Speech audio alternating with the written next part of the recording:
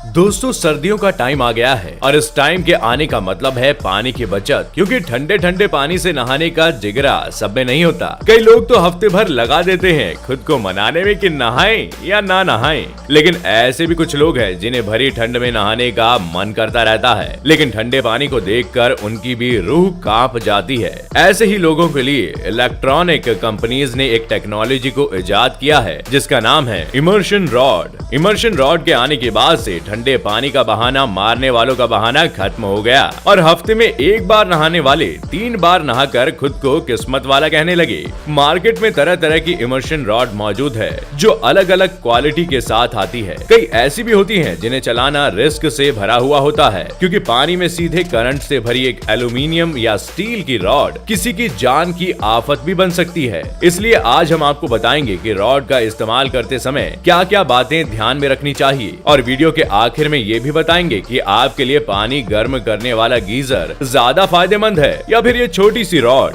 दोस्तों बाजार में तरह तरह की रॉड है, कुछ वाटर प्रूफ होने का दावा करती है तो कुछ ऐसी भी है जो करंट प्रूफ भी होती है, यानी कि अगर आप पानी में डालकर पानी को हाथ लगाएंगे तो भी करंट नहीं लगेगा। लेकिन फिर भी कुछ ऐसी बातें हैं जिन्हें इन रॉड्स को यूज करते टाइम ध्यान में रखना चाहिए।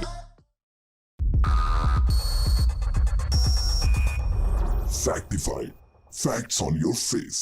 नंबर 1, लोहे की बाल्टी मतलब मौत को दावत। जब भी नहाने का मन करे और इमर्शन रॉड की तरफ नजर जाए तो अपनी बाल्टी की तरफ भी एक नजर घुमा ही लीजिएगा। कोशिश करिएगा कि लोहे की बाल्टी को दूर ही रखा जाए और किसी ऐसी बाल्टी को यूज में लाया जाए जो करंट की बैड कंडक्टर हो। लोहे की रॉड का आयरन आपको झटके देने के लिए बिल्कुल परफेक्ट रेसिपी है, इसलिए इससे तो दूर ही रहिए। बेहतर होगा कि इस रॉड को आप किसी प्लास्टिक की या फिर स्टेनलेस स्टील की बाल्टी में ही यूज करें। इन दोनों में ही करंट लगने का खतरा ना के बराबर होता है, इसलिए बाल्टी को ध्यान में रखना भी जरूरी है बॉस। ये बड़ी अच्छी बात है। नंबर 2, पुरानी रॉड में है ये पंगे।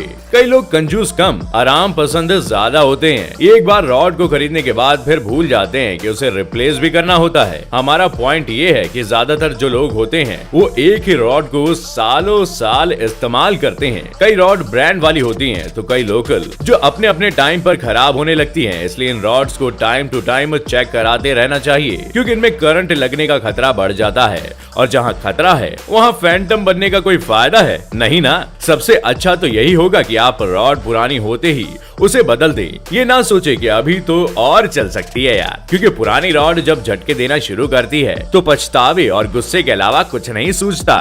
नंबर 3, साफ करते रहने में है भलाई। जब ठंड आती है तो उसी हिसाब से नहाने का प्रोसेस बढ़ जाता है। रॉड से पानी गर्म करके हम तो नहा लेते हैं, लेकिन रॉड को नहलाना भूल जाते हैं। अब आप कहेंगे कि ये क्या मजाक है, वो तो पानी में जाकर खुद ही धुल जाती है। तो ऐसा नहीं है। असल में रॉड जब पानी में जाती है तो उसकी हीटिंग से पानी के अंदर के कुछ एलिमेंट्स इस रॉड से चिपक जाते हैं, जो रॉड और हमारे दोनों के लिए कहीं से भी ठीक नहीं है। इसके अलावा बार बार इस्तेमाल करने से इस रॉड पर जंग भी लग जाती है। इसलिए ये जरूरी है कि रॉड को टाइम टाइम पर साफ भी करते रहना चाहिए, क्योंकि केयर से ही लाइफ बढ़ती है और केयर तो हर किसी को चाहिए होती है, फिर चाहे वो सजीव हो या निर्जीव। नंबर 4, घंटों पानी गर्म करना ठीक नहीं। कई लोग ना तो रॉड फ्रेंडली होते हैं और ना ही एनवायरमेंट फ्रेंडली। ये वो लोग हैं जो रॉड को बाल्टी में डालते हैं, फिर कान में ईयरफोन लगाकर गुम हो जाते हैं। अब ये रॉड घंटों तक ऐसे ही पानी में पड़ी रहती है। इन्हें लगता है कि इससे क्या ही होगा, लेकिन इससे होता ये है कि रॉड एक हीटिंग एलिमेंट है और इसे लगातार बहुत देर तक गर्म करने से इसकी लाइफ कम हो जाती है। अच्छा, और अब उबले हुए पानी से नहाना पॉसिबल है नहीं ना, तो बेवजह बहुत देर तक पानी गर्म करके बिजली को क्यों बर्बाद करना। इसलिए जितने गर्म पानी की जरूरत हो उतनी ही देर तक पानी को गर्म करना चाहिए।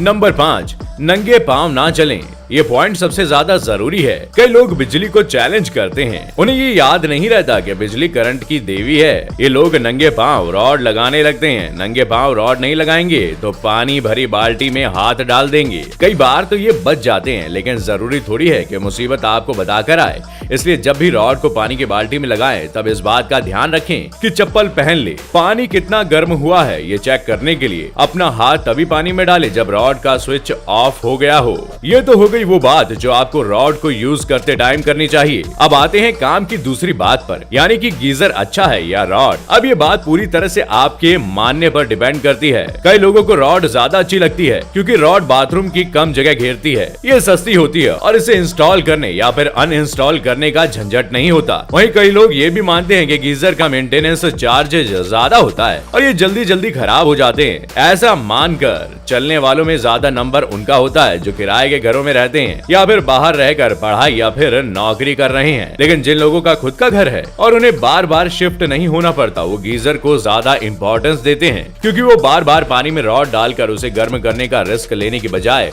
सुकून से एक बार में स्विच ऑन करके पानी गर्म करके नहाना पसंद करते हैं। लेकिन आपको ये बता दें कि रिस्क दोनों में है। इमर्शन रॉड का हमने रिस्क बता दिया, लेकिन गीजर के भी अपने रिस्क हैं। एक तो गीजर की देखभाल करना बड़ा मुश्किल है। इसके टैंक के अंदर एक एनोड रॉड होती है जो पानी को गर्म करने का काम करती है। ये रॉड ही पानी गर्म करती है और गीजर की ये रॉड बड़ी जल्दी खराब होती रहती है। दूसरी सबसे बड़ी दिक्कत ये है कि गीजर अगर कम जानकारी वाले किसी आदमी ने लगा लिया तो उसे बार बार सर्विसिंग के अलग से पैसे देने पड़ते हैं, और जब यही काम रॉड से हो सकता है तो गीजर लगवाने से कई लोग बचते ही हैं। सबसे बड़ी बात तो ये है कि आजकल गैस के गीजर मार्केट में आ गए हैं। इन गीजरों से कार्बन मोनोऑक्साइड गैस निकलती है जो हेल्थ के लिए बेहद खतरनाक होती है। तो दोस्तों, हमने आपको इस वीडियो में बता दिया कि रॉड के और गीजर के क्या फायदे या नुकसान हैं। हमने ये भी बताया कि रॉड को यूज करते टाइम क्या क्या बातें ध्यान में रखनी चाहिए। उम्मीद है आपको ये बातें समझ में आई होंगी।